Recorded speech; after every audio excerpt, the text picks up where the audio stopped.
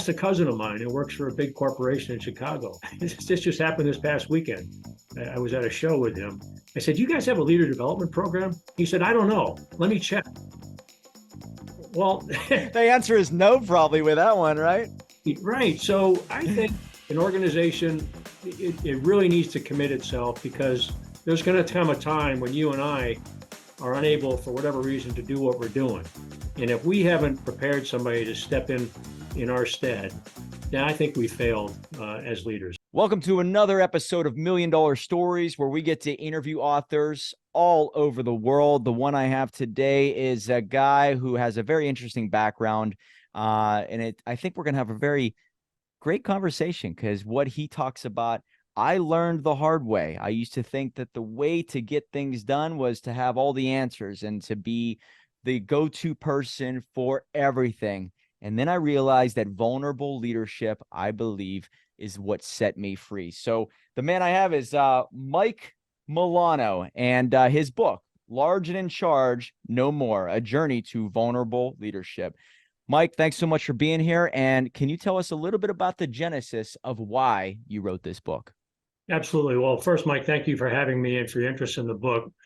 The genesis for the book was based on my 7 years with Target Corporation, which was preceded by 33 years in the United States Army. And at the end of those 7 years with Target, I did a self-assessment, and I considered myself to be a better, more complete leader than when I'd left the Army 7 years before. And I started thinking about why that was.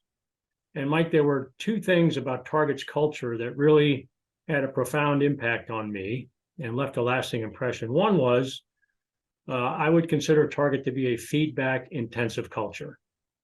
As leaders, we were expected to seek feedback on things that we didn't do well or wanted to improve in terms of how we led.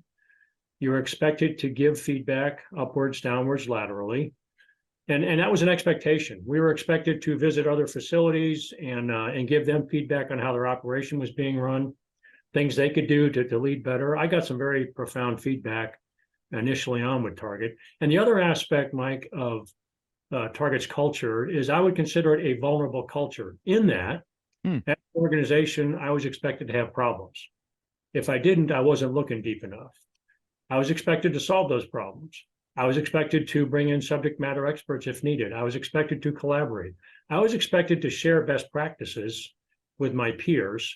And so I would characterize the overall environment of one of feedback intensive and vulnerability. And so when I retired from Target 4 years ago to help my wife get her PhD ball over the goal line, it's something she'd been trying to do for decades, but because of all my moving around, she couldn't. I went to work with a buddy of mine, and we conduct leadership tours. He is Lieutenant General retired Rick Lynch. And he's written a couple of books. One of them is about adaptive leadership called Adapt or Die. And I started talking to my friend Rick. I've known him for over 35 years. And he said, "You need to write a book." And I said, "Yeah, sure, like I have time." And he said, "No." And he kept bugging me, was a persistent nag, frankly. So I started putting some thoughts on paper. And then a couple of years ago, I hired my wife's twin sister, who's a writer, to help me with this. And the book's readable, frankly, because of Holly and her writing skills. But I wanted to contribute to the discussion of leadership. I've been passionate about training and leader development my entire adult career. I think vulnerability, they're starting to get some traction out there. Adam Grant and Simon Sinek and Brene Brown. I was very much influenced by Brene Brown's book.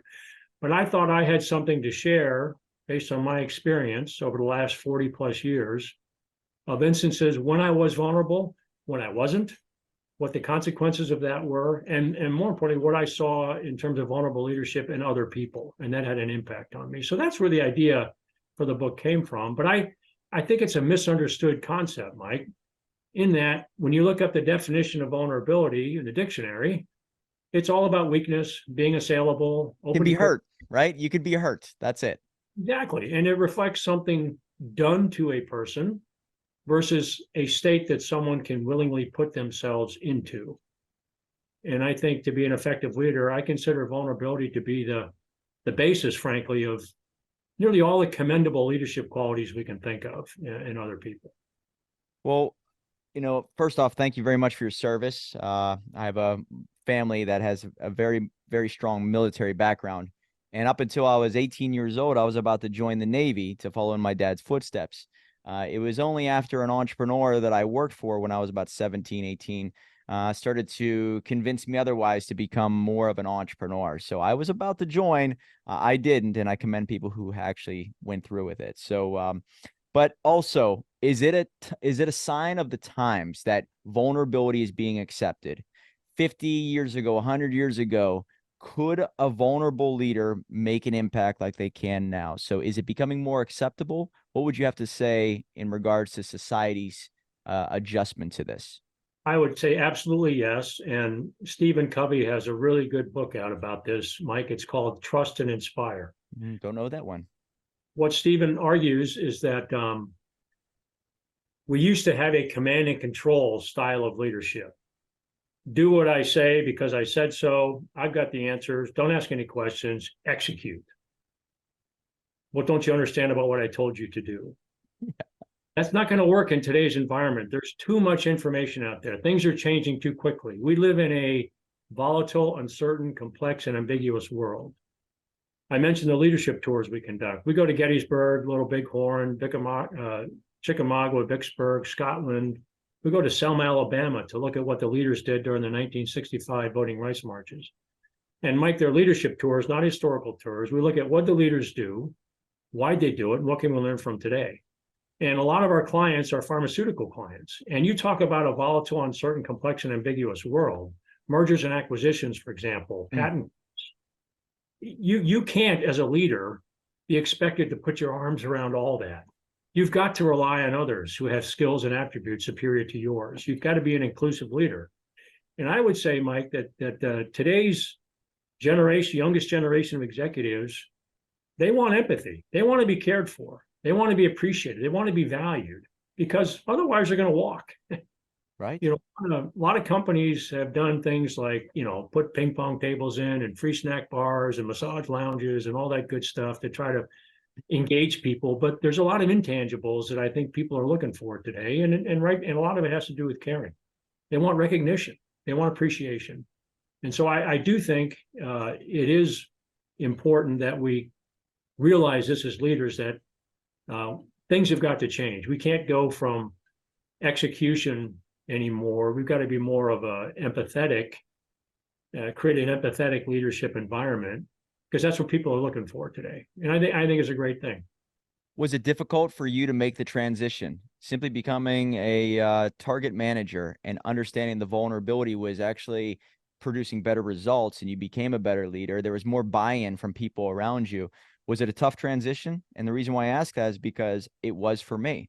I used to be the guy that said, do this because I have the answer and this is what needs done. And I've been through enough that if you question me, it seems like it's going to waste time. So just do what I say, and therefore it's going to get done.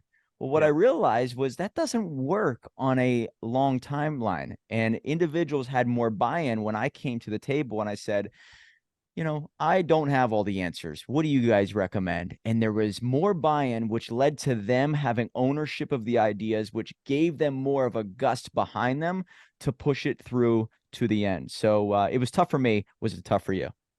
Yes, two parts to this answer. When I joined Target, I was a combat arms leader in the Army, 33 years in combat arms, to include in combat 3 years.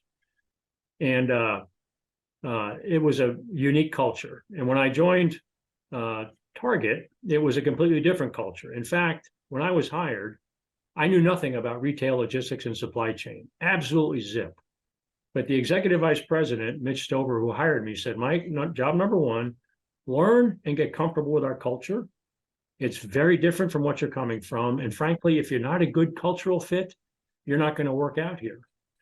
And he said, trust us, we will teach you the business. My first few months with Target were conditional. And it wasn't until a subsequent interview with the CEO where I was given the official thumbs up. So that's point number one. I was stepping into an environment I knew absolutely nothing about, Mike, and I was totally reliant on those around me to help me make decisions and understand the business and all that. And the second part of that Mike, is that after a few months with Target, my HR partner pulled me aside and said, Mike, let's talk. And I said, sure, Allie, what's up? And she said, I've got some feedback for you. A lot of the things you kind of bringing with you from the Army aren't working. They're disengaging. For example, you do this a lot. Cross your Yeah, I was doing this on the last call. So interesting you say that. hands on your hips. And I'm tall, I'm loud. Well, that can be intimidating to people. I was asking a lot of yes or no questions. I would sometimes finish people's sentences for them. I didn't listen really well. And when I came home and told my wife that, Mike, she said, well, duh, I could have told you that. The wife always knows. I had to be receptive to that feedback because it wasn't working in that culture, those mannerisms, those patterns of speech, the nonverbals. And I said, wow, Allie, thanks for that. I want you to help me work on this. And she did. And I took some other feedback partners. So it was not easy. I had to adapt to that culture because otherwise I wouldn't have been able to survive. Man, it's like pieces of you have to die for the best version of you to exist, right? And that's what had to happen. And I'm assuming that it was very uncomfortable at first, and eventually you saw the people around you respond accordingly, and it became easier. Is that right? Absolutely. My peers, even when I left 7 years later, my peers could run circles around me in terms of what they knew about the business. I was continually amazed at, where'd you get that information? Well, it's in this report here that's buried in this tab on this. I said, wow, man, I didn't know that. So because they'd grown up in the company and they knew, the ins and outs better than I did. So I had to rely on other people, but that didn't mean I wasn't decisive. That didn't mean I gave good guidance. Didn't give good guidance. That didn't mean that I, was an advocate for what we were doing and all that. It was uncomfortable, but I gradually got more comfortable as I learned more about the skills I needed to do the job. But yeah, I was very much a fish out of water when I joined the company. You bring up a good point about nowadays it just won't work. And I think you need to have more EQ than even IQ. IQ can be found within certain automations, AI, computer programs, right? You can have the answers at your fingertips, but the EQ, I don't think you can replicate that. So focusing on that makes you a better leader. Let's say, all right, in your book, if there's someone out there who's struggling as a leader, what do you recommend? What's the solution? Is it to get vulnerable with those around you that you trust? Or is it to read the right books from the right people, therefore you soak in the right information? Where do they start, and what's the solution that you outline? I'll give you an example, Mike. That's a great question. When I was running my facility, 1,500 team members, about 50 execs, I got a fast-moving executive assigned to my building. She had a lot of potential, and she was going from being an operations manager to a senior operations manager. And she came in, and she ran one of my departments. And frankly, she didn't elevate her leadership. She continued to lead as a senior operations manager, like a big operations manager. She didn't grow into the new role. As a result, her executives, the morale was sagging. It was her way or the highway. They really didn't feel included. And so I told Cecilia, I said, let's talk.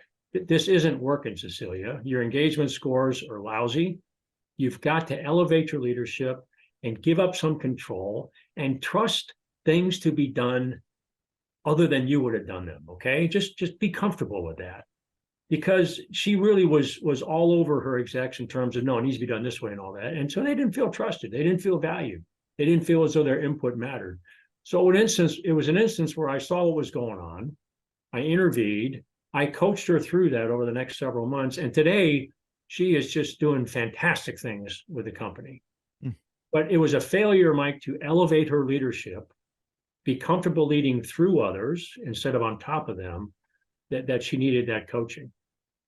Does patience play a major factor in this? Because if someone does something in the manner that is not really in your DNA, but it does produce a result, there is a patience that's required to see how it comes to life without you being involved or without you, adding what you believe to be true. So that is probably the hardest part for these type A personalities like myself, right? Having the patience and having the ability to say, I'm going to let go of this, even though I know that the right way is to do this. I'm going to see how they perform without me. Right. That's the hardest thing. Is that right? I would agree. And I sitting on your hands, man. Just get comfortable with sitting on your hands. That's what happened to me. Okay?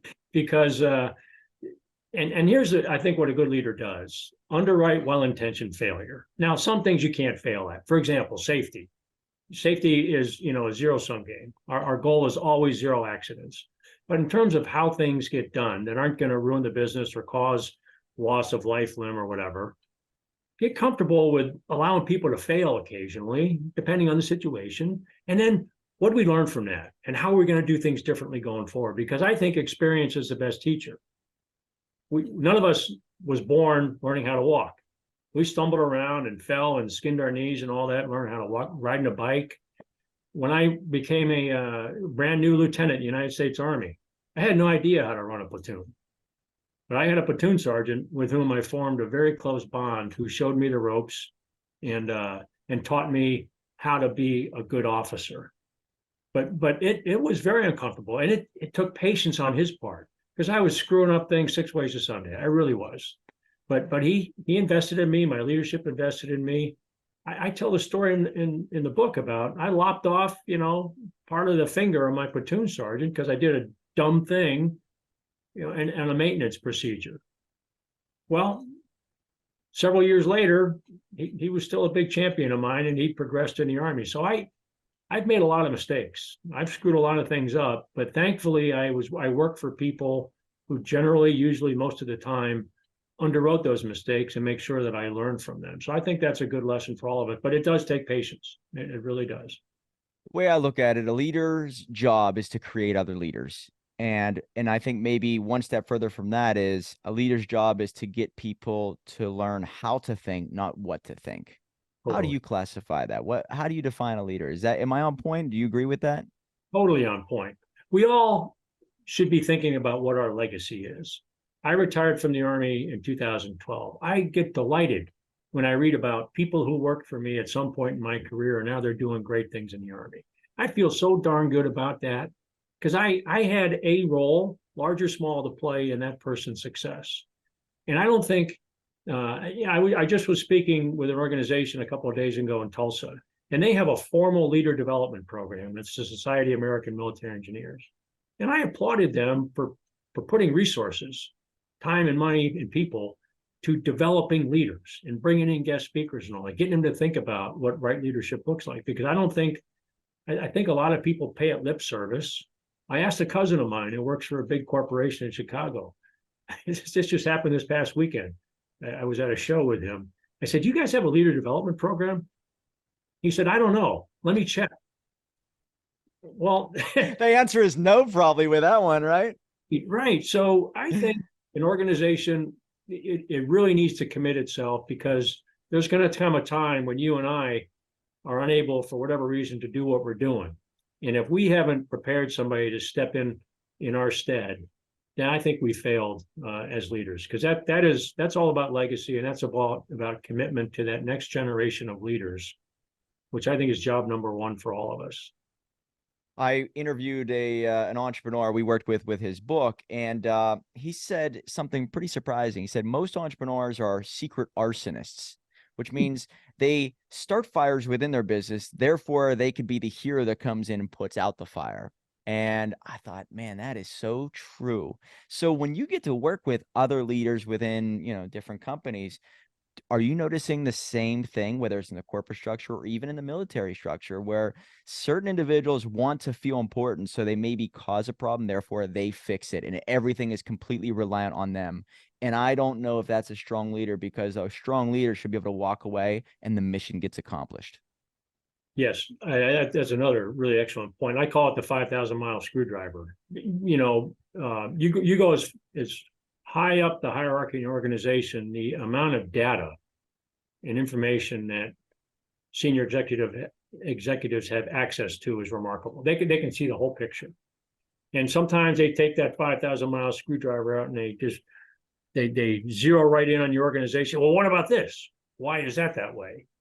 Well, just because you can doesn't mean you should, I don't think. And a quick story on this. I've also been coaching brigade combat team commanders in the United States Army for the last several years in Europe as part of their leader training program.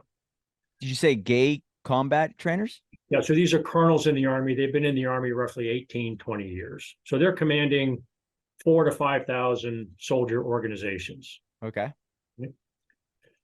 They have grown up in an army, though, Mike, which over the last 20 years or so has been fighting a counterinsurgency war, Afghanistan and Iraq. Think about the raid to get bin Laden and so forth in 2011. It didn't require maneuvering huge brigade and division formations and all that. And the amount of information available to the senior leaders in those organizations that they grew up in was overwhelming. They knew where every single vehicle and soldier was on the battlefield.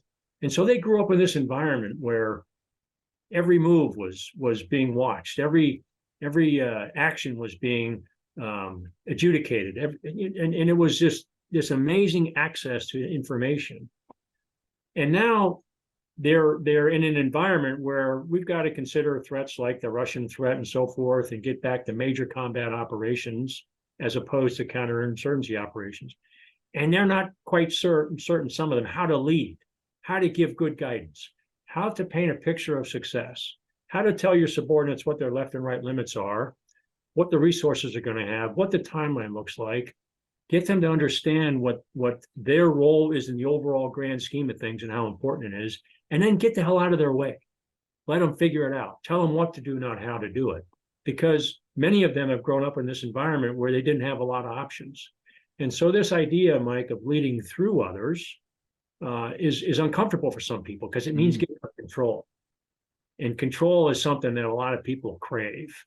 And it's what you said. If they can start that fire and then come in and put it out, they're demonstrating they've got a total control of the situation. So sorry for the long-winded answer, but I see it today, both in the corporate world and in my experience in the Army. One thing I thought about on my run last night, I'm glad we're talking about this, but one thing I thought about was if an individual is out there and trying to pursue greatness and they're trying to make everything perfect, to me, perfection is subjective. And I think the greatest leaders out there don't worry about perfection. I think they say, whatever comes our way, I'm going to tackle it head on.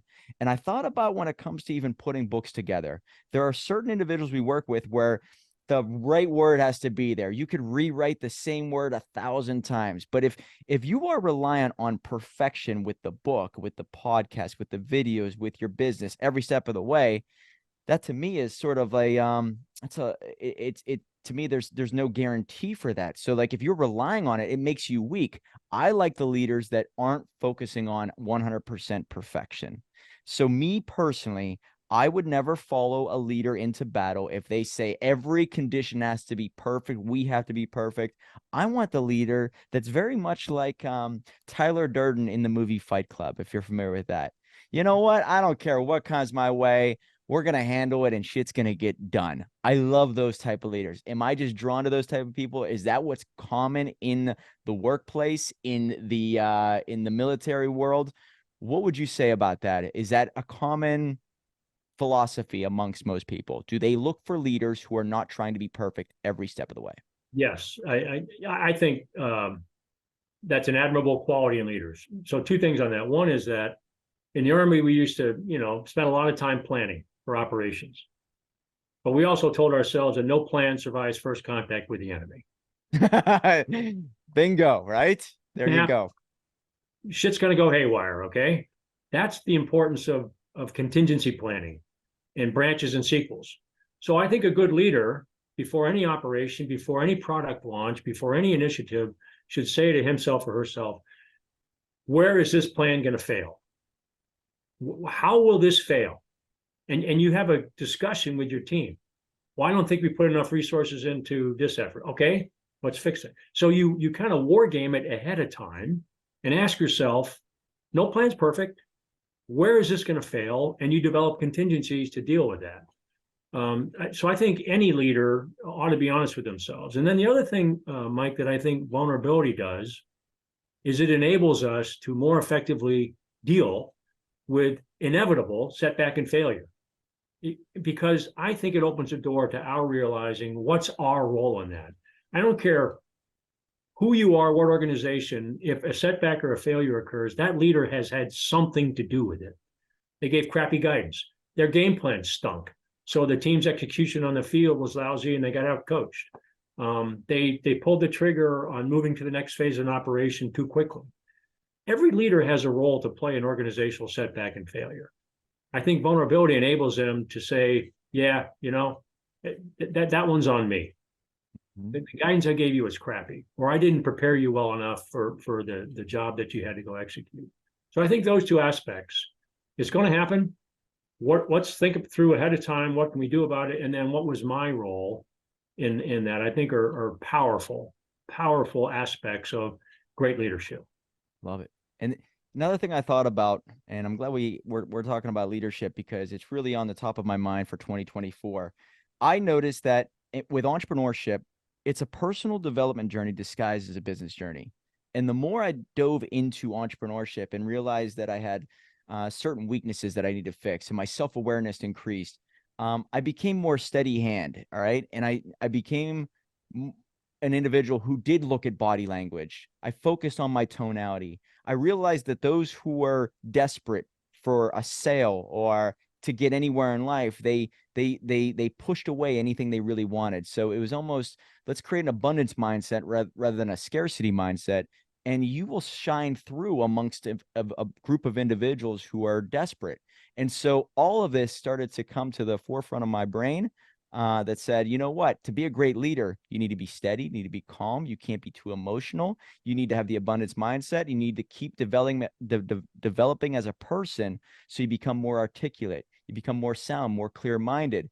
And that to me, not only made me more of a confident individual, but people started to be drawn to me with questions on business and maybe with answers. They came to me for advice, but they trusted my words more. So a vulnerable leader will inspire and motivate those around them, which will produce better results for those individuals in their own life, adding more value to you. So it is very much full circle. And is that something that you ran into also when you became more of a vulnerable leader? Absolutely. And there's, I think, two aspects of vulnerability. This isn't my characterization, but I love it. There's authentic versus strategic vulnerability. And I love, it was on another podcast I was listening to, doing some research for my book. But authentic vulnerability, Mike, is about being more inclusive, being less judgmental, being aware you have confirmation bias. I have confirmation bias. Being willing to try and be a better leader. That's authentic vulnerability. We're aware of our limitations. We're aware of things we can do better, and we're open about that, and we want to get better at it. Strategic vulnerability is about getting sympathy, getting forgiveness, getting favoritism. So understanding the motivations, both for our willingness to be vulnerable, is important, but we also are pretty smart and we can sense it in other people. We see facades, we see airs, we see something that doesn't look right in how somebody's acting. So we got to understand what our motivation for being vulnerable is. But I think authentic vulnerability is powerful because it acknowledges that not any one of us is perfect. There is no perfect leader out there. We all are works in progress. Well, if you're going to try to, get better, then you got to acknowledge what you don't do well and sustain what you are doing well. I think it's vital. You bring up a good point. It's like the more you know yourself, the more you could see in others if they're being authentic or they're being strategic. Absolutely. And that is a huge advantage in any negotiation, in any hire. That's important, guys. Wow. My leadership tour buddy, Rick Lynch, has a great expression. He said, the most important piece of furniture in your house is the mirror. Look and make sure you know who that person is and that you acknowledge that that's a really good person, but I've got some things I could be working on. A lot of people don't really look in that mirror for the right reasons. And part of it, Mike, is understanding how we reflect on people, how we impact people. man, tone of voice, for example, the Yes. questions you ask. You're sending signals all the time. We are always transmitting as people, not just what comes out of our mouth, but man, how we listen, whether we do so effectively or not, is sending a signal to somebody. If you're listening, yeah, what was that you're saying? And you're scrolling through your phone, man, that's a big put down right there. But a lot of people do it, don't they? So I think we got to be aware of how we reflect on people. And to me, you've got to be vulnerable to receiving feedback in order to do so. Be Since self. you since you put out the book, what has happened? Have you been asked to speak on certain topics at different organizations? Have you seen a response that kind of shocked you? I'm just fascinated with the writing process. I've realized that after working with so many authors, their life goes in a whole new direction, and it gives them this authority that has never been there before, even if they've done great things. So what has happened after you wrote that book? That's a great question. Thank you for asking that. The book was published in August, and since then I've done a couple of readings. I've given a couple of speaking engagements, but the reaction has been first, thank you, Mike, for being so vulnerable. Just in terms of the process, because you brought this up, my co-author, my wife's twin sister, Holly Richmond, got her master's in fine arts from University of Nebraska, like, I don't know, 12 years ago or so. And she still belongs to a writers group, Mike. And that writers group shares with each other things they're working on. So when Holly and I would write a chapter, she would take it to the writers group and she'd get feedback on it. They would critique it. And after the first few chapters, you know what the feedback was, Mike? It was, Holly, you need to tell Mike this ain't cutting it. It's not credible. He's not being vulnerable enough. Oh, you were trying to put enough information out there without giving all the juice that was inside of you, the soul. Totally. So Holly would come back to me and say, I need a better example. I need something more powerful. So I share a lot about myself, failings, warts, successes, and all in the book. And so many people in reaction is, wow, that was really cool. That's you're exposing a lot. And I'll give you another great example, if I could, a little tangent here. Somebody I knew on active duty, Major General retired Greg Martin, just came out with a book called Bipolar General. And in the book, Greg describes his struggles personally and professionally during his life with bipolar disorder, how it affected his family, how it affected his career, and so forth. He's sharing a lot in that book. But you know why he's doing it? He's trying to help reduce the stigma associated with mental illness in this country. When we have close to 20 veterans a day committing suicide in this country, we got a mental health problem among veterans. So he's trying to help change people's lives and explain to them what he's gone through so he's trying to establish some common ground with other people who may be struggling with the same thing. That's powerful. That's vulnerability. So that's the first reaction I've gotten is how vulnerable I was and what I shared and the stories I put in there to reinforce the points I was making. But the speaking engagements are always interesting because it's a chance for me just to try to dispel some notions associated with what being vulnerable is all about. It can be a powerful leadership tool if used effectively. Man. Yeah, I just think it changes people's lives. So you're already seeing it, and it just came out in August. Yes. There's a guy named Patrick Bet-David. Do you know who that is at all? Patrick Bet-David? I do not. He wrote a book recently called Choose Your Enemies Wisely. And he said he's interviewed many people and many top leaders in organizations. And there are 3 common characteristics of very strong leaders. And I'm going to see if you agree with these. Number 1, you need to have a strong leader always has someone who truly loves them unconditionally. Could be a mother, could be a father, but someone that no matter what they do in life, how far they go, it doesn't matter, or how far they fall, someone loves them. So there's that. Number 2, there's got to be a deep-seated pain. Somebody hurt them. And no matter what they do, they can never win that love back or fix that pain. It's always there. And number 3, they have to know who their enemies are. So therefore they know who they're fighting for or with. against that enemy. That's pretty fascinating stuff, what he's talking about. So do you believe in that recipe for a very strong leader? Do you believe that's something that you've seen in the greatest leaders that you've come across? Yeah, that's a really awesome concept there. I'll give you an example. When an officer takes command of a unit in the Army, there is always a senior non-commissioned officer who is paired with him, who works for him. If you're commanding a company, which is 100, 150 troops, you have a first sergeant. If you command a battalion, a brigade, or division, you have a command sergeant major. And honestly, that is the person in that organization who can come in, close the door, and say, Jesus, sir, what the hell was that all about? Why didn't you run that by me first? I thought your actions, in this particular situation were a little lacking. You need that kind of feedback. You need somebody like that who loves you, who knows when you walk out of that office, they are joined at the hip with you. They're your battle buddy. Okay. Mm-hmm. They're always going to support you. But it also ought to be somebody who can give you unvarnished feedback to help you be a better leader. And we don't always have that. I think so that was one. So that, and I think a spouse does the same thing.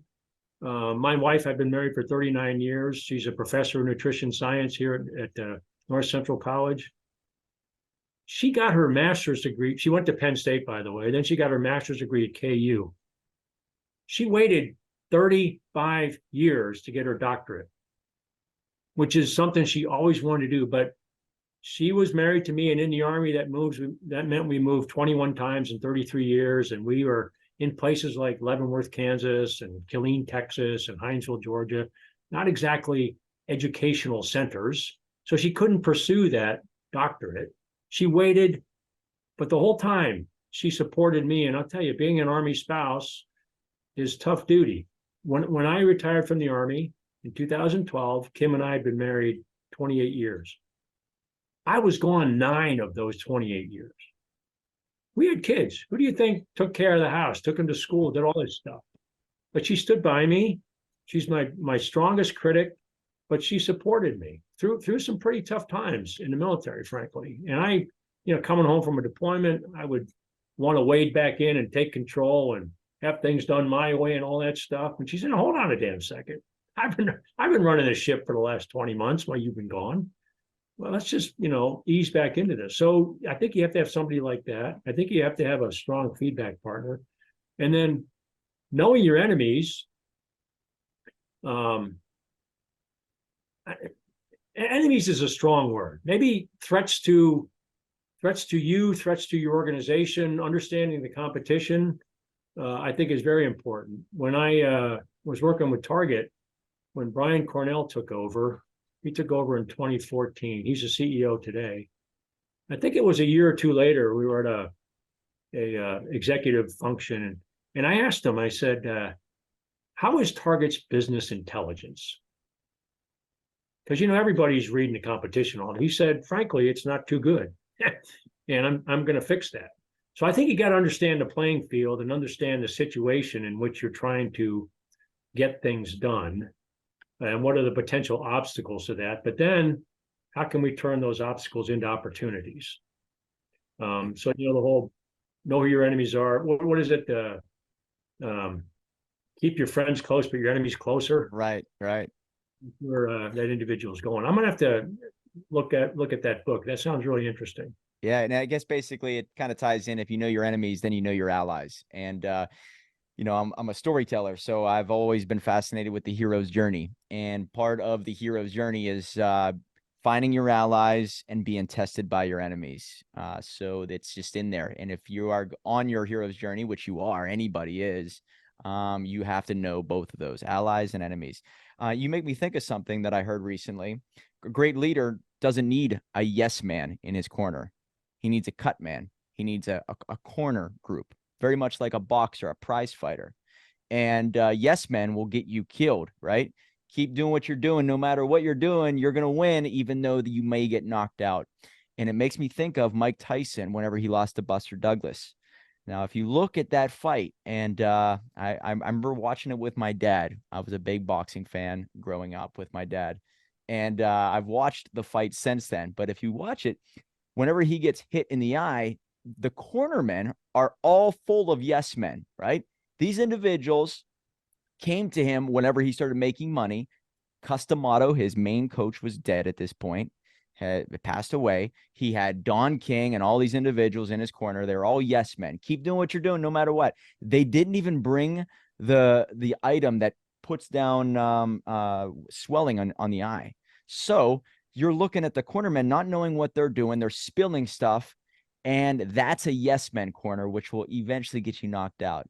And if you have the other group of people who are there, who will put you back into place. Hey, you're doing this right, but you're doing this wrong. And then go out there and win this fight. That's what you're saying. You need people there to support you, but also steer you if you are going off path. And I think that's significant. The great leaders out there, they have cornermen that are not yes men. Very significant. I'm glad you brought that up. Yeah, and how can this plan fail? Okay. And I think great leaders, Mike, ought to want to be challenged. They ought to invite challenges from their people, because that makes you think things through a lot harder and rationalize and justify what you think needs to be done. And I think really good leaders accept challenges on doing things differently or whatever. I think it's powerful. I really do. Outside of your book, we always ask this to our guests. Outside of your book, what is one book that changed your life, or maybe put you on a path that that led to a defining moment? Any books that stand out in your mind? Oh, yeah, I'm a big reader. I would say one is it's called Once an Eagle. Ooh. By Anton Myrer, Antonmyer. And it tells the story through World War I, World War II, Korea, and Vietnam of two leaders. One is Courtney Massengale, and the other is Sam Damon. They're two totally different kinds of leaders. One, Courtney Massengale, is a careerist. He's an upward-facing leader. He's looking to get done whatever he can to enhance his chances for promotion and get recognized and so forth. The other, Sam Damon, is a downward-facing leader. He's a soldier's leader. He invests his efforts in caring for those people. It's a brilliant story of two very different styles of leadership. Again, one I would call upward-facing and downward-facing. This was part of the Army's mandatory professional reading list, and I read it as a very young officer. It had a profound impact on me in terms of the kind of leader I was. When I retired from the Army, an organization I was working for referred to me as a soldier's general. I really gave a crap about people way down there at the bottom of the totem pole and the pointy end of the spear, and solicited their thoughts and listened to them. I carried that same philosophy into Target. So I don't know if I've ever gotten a better compliment in my life. The fact that I was a downward-looking, soldier-focused leader, and you do good stuff, and you take care of your people, and you get, your organization accomplishes its mission. Good things will happen to you. But there's a lot of careerists out there who look at the situation in terms of what is in it for me and how can I best benefit from this. So that book in particular had a very profound impact on me. Awesome. You have a website here, MilanoLeadershipServices.com. Tell us a little bit about what you offer. Yeah, I do a weekly or so blog, and I'm just fascinated with instances I see of vulnerability in action. So let me give you an example. I think 2 or 3 weeks ago when USC was playing Oregon State, I'm a Notre Dame football fan, but the USA game was pretty good, but they lost. It was a tough. And their quarterback, Caleb Williams, who won the Heisman Trophy last year, after the game, he was pretty upset. So he sought his mother out in the stands and he was crying. And the reaction on social media, half of it was, wow, man, that's pretty cool. He's willing to show his emotion. But he was vilified in other corners because, oh, look at that. That's weak leadership. What kind of leader is he? What's he crying for? Good leaders don't cry, which is a bunch of crap. He's probably spent the last 10 to 12 years of his life totally invested in football. Mm-hmm. He's going to be probably the number 1 or number 2 draft pick next year. What is wrong with allowing a little bit of emotion to show? Holy cow. We still have this. So I write about instances like that and I try to, spin it to something that I propose in my book, one of my 15 principles on vulnerability. But so I do that. I do the weekly blogs, and I'm developing a Substack following. But I'm just trying to continue to increase the dialogue on what vulnerable leadership is and what it isn't. Beautiful. Yeah. So you have some social media, LinkedIn. It's easy to find you, Facebook, and on your Substack. So at Leading with Vulnerability is what you can type into Substack. Is that right? Yeah. Beautiful. Yeah. Excellent, man. Well, I have to say, I've interviewed a lot of people over the past 2.5, 3 weeks because we're really doing this podcast push. And you're the first one that's talking about vulnerable leadership. I think it's very important for people to dive into this because this has really changed my business. So I commend you for sharing this message, for putting the book out there. And any other ways to get a hold of you? You recommend that you is there people you're working with one-on-one? Are you looking to speak at certain events? Anything else you want to share to our audience? No, but my email address is on my site. I put my phone number on there. I'm open to any and all ideas about how I can maybe contribute to an organization's leader development, and obviously vulnerability is a principal way. But no, I'm a pretty open book. I'm pretty flexible. I'm pretty adaptable, and I really love talking about this. And so I can't thank you enough for the opportunity to do so. And thank you for the kinds of people you bring on your podcast, because you really dig into some cool stuff. I've enjoyed listening to it. I'm just fascinated with true stories, and I'm fascinated with people who have a recipe for success for others, right?